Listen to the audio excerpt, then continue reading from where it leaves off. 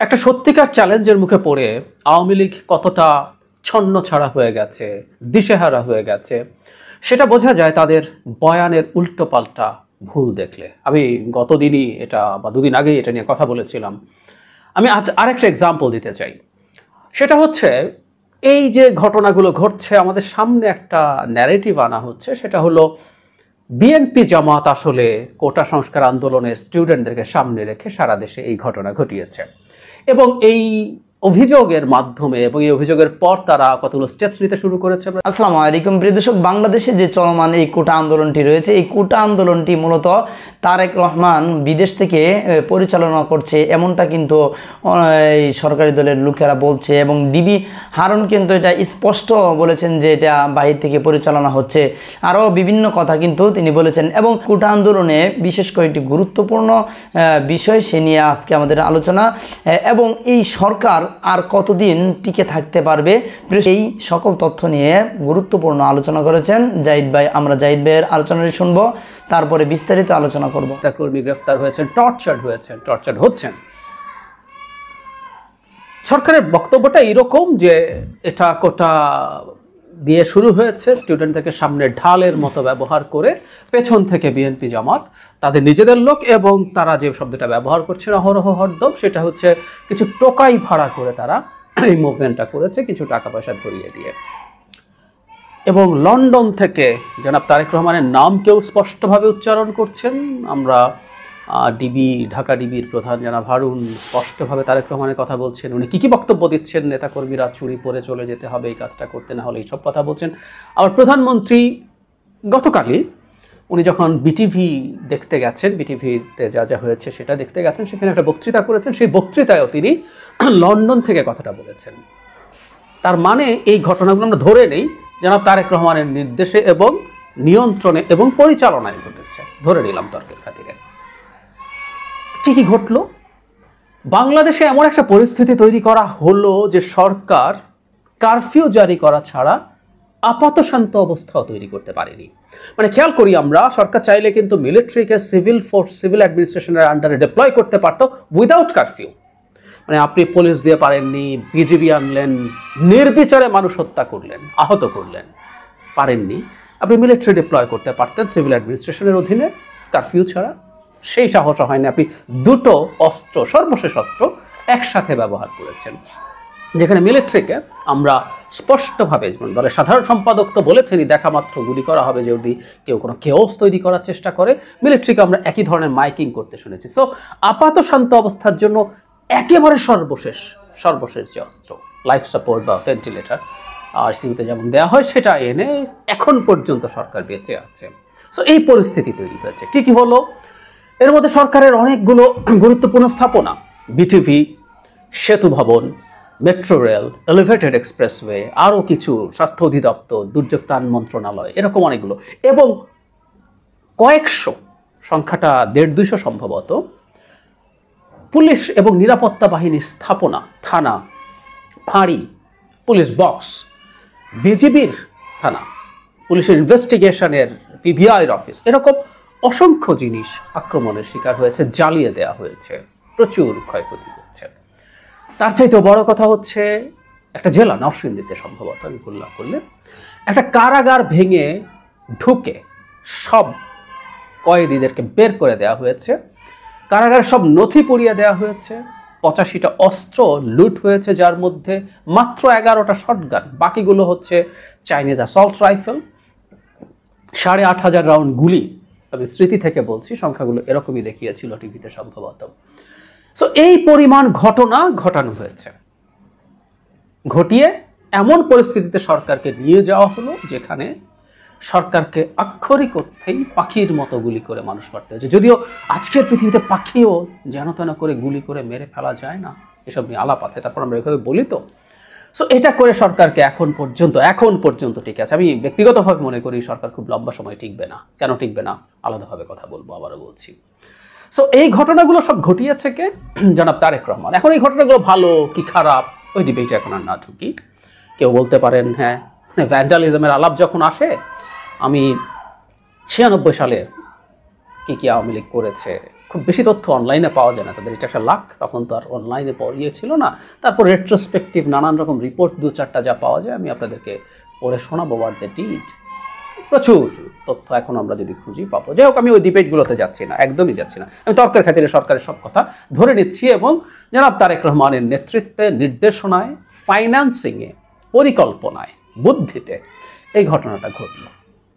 তার মানে দাঁড়ালো এই দেশের এত এত গোয়েন্দা সংস্থা, পুলিশের, মিলিটারির, নানা কিসিমের গোয়েন্দা সংস্থা আছে, 4-5টা অন্তত, যারা রিপোর্ট তৈরি করে সবসময়, এবং আর্গুয়েবলি খুব শক্ত অভিযোগ আছে এবং এই অভিযোগ বিশ্বাস করে এদেশে প্রচুর মানুষ আছে। এদেশে ভারতীয় গোয়েন্দা সংস্থাও কাজ করে। এই আলাপ আছে আমাদের এখানে। তর্কের খাতিরে, আপাতত আলোচনার খাতিরে আমরা ধরে নিই অন্তত তাদের এক ধরনের চোখ আছে, এক ধরনের দৃষ্টি আছে। ইনফ্যাক্ট এটা সরকারের পক্ষে থাকতে হবে তা না, প্রত্যেকটা পাওয়ারফুল দেশ অন্য দেশে তার গোয়েন্দাদেরকে নিযুক্ত রাখে, এটা তার হিসেব নিকেশের জন্যই রাখে এটা। সুতরাং আমরা তারা কতটুকু ইনফ্লুয়েন্সিয়াল হয়তো এটা নিয়ে ডিবেট করতে পারি, কিন্তু তাদের এক্সিস্টেন্স আছে। আমেরিকার গোয়েন্দা, অন্যান্য দেশের বিভিন্ন জায়গার গোয়েন্দা, পাকিস্তানি গোয়েন্দা থাকতে পারে, থাকার কথা আসলে। একদম বাংলাদেশ একটা খুবই ডেমোক্রেটিক বাংলাদেশ হলেও এগুলো থাকা খুবই স্বাভাবিক, এগুলো থাকে। সো এই রকম, এবং এই সরকারের সময় এই সরকারকে রক্ষার জন্য ভারত যে পরিমাণ বিনিয়োগ করেছে বিভিন্ন ক্ষেত্রে, বিনিয়োগ বলতে শুধু ফিনান্সিয়াল বিনিয়োগ বোঝাচ্ছি না, তার সব রকম শক্তি, সব রকম পাওয়ার, তার সব রকম হার্ড সফট পাওয়ার ব্যবহার করেছে, সেখানে থাকতে পারে। সো এই এতগুলো গোয়েন্দা সংস্থা দৃষ্টি এড়িয়ে আপনি ছাত্রদের আন্দোলনটাকে তৈরি করতে পারেন। কেউ কেউ তো বলার চেষ্টা করছে এটা ছাত্রদের আন্দোলনই ছিল না, এটাও নাকি প্ল্যানের পার্ট, তাহলে তো মহা ব্যাপার। তো আপনি এদের সবাইকে এড়িয়ে ছাত্র আন্দোলন করলেন, অথবা ছাত্র আন্দোলনের ভেতর ইনফিলট্রেট করলেন, ধাপে ধাপে এটাকে ওই জায়গায় নিয়ে গেলেন, এবং পরবর্তীতে এই রকম ঘটনাগুলো বাংলাদেশে ঘটাতে পারলেন যেখানে অসংখ্য মানুষ এসে যোগ দিয়েছে। হ্যাঁ, এটাও ফ্যাক্ট, আমাদের কাছে যেহেতু এখন ভিডিও আছে, সেখানে দেখবো আমরা প্রচুর সাধারণ মানুষও কানেক্টেড হয়েছে। তার মানে বিএনপি এমন মানুষকে, সাধারণ মানুষকে রাস্তায় নামিয়ে আনতে পেরেছে যারা মুহুর্মুহু রাষ্ট্রীয় বাহিনীর গুলির, রাষ্ট্রীয় বাহিনী বলা ঠিক হচ্ছে না, এগুলো একেবারে আওয়ামী লীগের পেটোয়া বাহিনীতে পরিণত হয়েছে আমাদের তথাকথিত আইন শৃঙ্খলা রক্ষাকারী বাহিনীগুলো। তারা সমানে গুলি করছিল, পুলিশ, বিজিবি, আমরা দেখেছি। তার মুখে এসে দাঁড়িয়েছে তারেক রহমানের পরিকল্পনায়, প্ররোচনায়, তাই তো? এবং এই পরিমাণ ভাঙচুর করতে পেরেছে রাষ্ট্রের কি পয়েন্ট ইনস্টলেশন বা কেপিআই গুলোর মধ্যে ঢুকে ভাঙচুর, জ্বালানো থেকে শুরু করে এসব ঘটাতে পেরেছে তার পরিকল্পনায়। তার মানেটা এই দাঁড়ালো কি অসীম ক্ষমতাবান মানুষ জনাব তারেক রহমান, তাই তো দাঁড়ালো। সরকারের বয়ান যদি সঠিক, আমি বলছি না এটা সঠিক ভুল পরের কথা, আমি সরকারের অ্যানালিসিসটাকে ধরছি। এই পরিমাণ শক্তি তাহলে তারেক রহমান অর্জন করেছেন সব জায়গায়, যিনি এই সরকারকে প্রায় ফেলে দিয়েছেন এবং এই সরকার পড়েও যাবে। যদি এই মুহূর্তে বা কম সময় নাও পড়ে, ধরে নিলাম, আবারও তর্কের খাতিরে হাইপোথেটিক্যাল সিচুয়েশন চিন্তা করি, সরকার একটু ঠিকঠাক হয়ে উঠতে পারলো for the time being, at least for some months, যদি সেটাও হয়, তাহলে কি এটা বোঝা যাচ্ছে না যে তারেক রহমান এতটাই পাওয়ারফুল হয়ে উঠেছেন তার নেটওয়ার্কিংয়ে, তার পরিকল্পনায়, তার ফিনান্সিয়াল ক্যাপেবিলিটিতে, তার বুদ্ধিতে, যে তিনি আবারও এই সরকারকে ধাক্কা দিতে পারবেন, সেরকম পরিকল্পনা করতে পারবেন। কেউ বলতে পারেন সরকার এইবার আরও সব ব্যবস্থা নেবে, কিন্তু ব্যবস্থা তো আপনার ছিল 15 বছর ধরে, আপনি বহু ব্যবস্থা নিয়েছেন। বিএনপি নামক দলটাকে নানাভাবে হয়রানি করতে করতে করতে করতে ভীষণ দুর্বল দলে পরিণত করার চেষ্টা করেছেন, মামলা, জেলে থাকা, কি না, তারপরও তো হলো। সো আপনি ব্যবস্থা নিলে তো তারেক রহমান আবারও একই রকম পাল্টা, উনিও শিখছেন, উনি এতই স্মার্ট এখন হয়ে গেছেন, সো উনি তো এগুলো পাল্টা, আপনি যা করবেন তার পাল্টাও সে শিখে যাবে। তার মানেটা কি এই দাঁড়ালো না যে সরকারের পতন হবে জনাব তারেক রহমানের হাতে? এবং এই রকম একটা মেসেজ যখন সরকার জনগণের সামনে দেয়, জনাব তারেক রহমানের নেতৃত্ব নিয়ে কিছুটা কনফিউশনও কারোর মধ্যে যদি থেকে থাকে, আমি ব্যক্তিগত জীবনে দেখেছি, যেহেতু একটা ভয়ঙ্কর স্বৈরাচার সরকারের বিরুদ্ধে খুব লম্বা সময় ফাইট করেও বিএনপি জিততে পারছে না, এবং বেগম খালেদা জিয়া অসুস্থ হওয়ার পর থেকে জনাব তারেক রহমান ডিফ্যাক্টো লিডার, উনি যেহেতু পেরে উঠছেন না, হ্যাঁ অনেক সমালোচনা আছে সরকারের বিরুদ্ধে, তারপরে সবার তো এই আলাপটাও আছে যে যত যাই হোক না কেন এই পরিস্থিতির মধ্যেই তো বিজনেসটা তাকেই করতে হবে, তাকেই এই ঘটনাটা ঘটাতে হবে যে এই সরকারের পতনের আন্দোলন। সাকসেসফুল করতে হবে, সেটা উনি পারবেন কি না, যদি কিন্তু দিয়ে উনি ক্যাপেবল কি না, এই প্রশ্নগুলো কেউ কেউ করার চেষ্টা করেন। আমি ব্যক্তিগত পর্যায়ে দেখেছি সরকার বিরোধীদের মধ্যেও এ ধরনের প্রশ্ন আছে। সরকারের এখনকার এই যে ন্যারেটিভ তারা মাঠে ছেড়েছে, সেটা দিয়ে আমি মনে করি এই কনফিউশন পুরোপুরি দূর হয়ে যাবে। জনগণের কাছে এটা প্রতিভাত হবে যে এই সরকারকে ফেলে দেওয়ার জন্য যদি কেউ থেকে থাকে সোফার, সেটা জনাব তারেক রহমান। সরকারই এটা এস্টাবলিশ করলো। সুতরাং আপনি বিএনপি জামাত বলে বলে এবং লন্ডন বলে বলে তারেক রহমান এটা করেছেন বলে বলে আপনি বিএনপির উপর ক্র্যাকডাউন চালানোর জন্য কিছু একটা যখন সামনে আনছেন, প্রকারান্তরে আপনি আপনার বিরাট ডিজাস্টার তৈরি করেছেন। সরকার আসলে এই জিনিসগুলো খেয়ালই করছে না। কিন্তু ওই যে কথাগুলো দেখাতে চাইছি কেন, এগুলো ইন্ডিকেট করে সরকারের মাথা নষ্ট হয়ে গেছে। এত বড় ঝাঁকি, এত বড় ধাক্কা তারা তো আর আগে খায় নাই, এবং তারা আমাদের চেয়ে ফার বেটার বোঝে কি পরিমাণ বিভৎসতা তারা চালিয়েছে। সংখ্যা দূষণাবৃতের সংখ্যা 203 না, এটা 4 or 5 টাইমস অ্যাটলিস্ট। হাজার হাজার মানুষ আহত হয়েছে। আমি সফট আওয়ামী লীগার কোনোভাবেই এই সরকারের সমালোচনা করবে না, সমালোচনা করলে পারলে দুটো পাল্টা কথা বলবে এমন মানুষজনকে এই সরকারের প্রতি ঘৃণা প্রকাশ করতে দেখেছি। সুতরাং সরকার খুব ভালো মতো জানে সরকার আসলে পায়ের নিচে একটুও মাটি নাই। রাদার সরকার জাস্ট একটা চোরাবালির উপরে দাঁড়িয়ে আছে যে আস্তে আস্তে ডুবে যাবে এবং খুব বেশি সময় লাগবে না। সে কারণেই তাদের মাথা নষ্ট হয়ে গেছে এবং তাদের এই যে ন্যারেটিভগুলো একটার পর একটা, তারেক রহমান এটা যদি সত্যিই হয়ে থাকে, আমি টেকনিকরা তর্কের খাতিরে বলছি, যদি সব জেনুইন তথ্য থাকে, এই তথ্য সামনে আনা একটা ব্লান্ডার, একটা ডিজাস্টার। এই ডিজাস্টারগুলো প্রমাণ করে আওয়ামী লীগের দিন শেষ।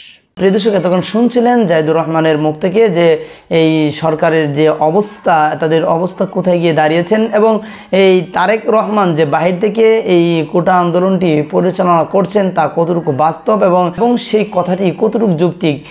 প্রিয় দর্শক, আমি এখানে বলবো যে এই সরকার যেভাবে দেশ পরিচালনা করছে এবং এই কোটা আন্দোলনটি বিশেষ করে যেভাবে তিনি পরিচালনা করেছেন, অর্থাৎ এই সাধারণ একটি আন্দোলনকেই কারফিউ দিয়ে, এবং যদি কোনো দেশের সাথে যে বাংলাদেশের যুদ্ধ হয়, যে যুদ্ধর জন্য যে অস্ত্রগুলো সামগ্রী রাখা হয়েছে, সেই অস্ত্রগুলো কিন্তু এই ছাত্রদের জন্য, কোটা আন্দোলনের জন্য তিনি কিন্তু ব্যবহার করেছেন।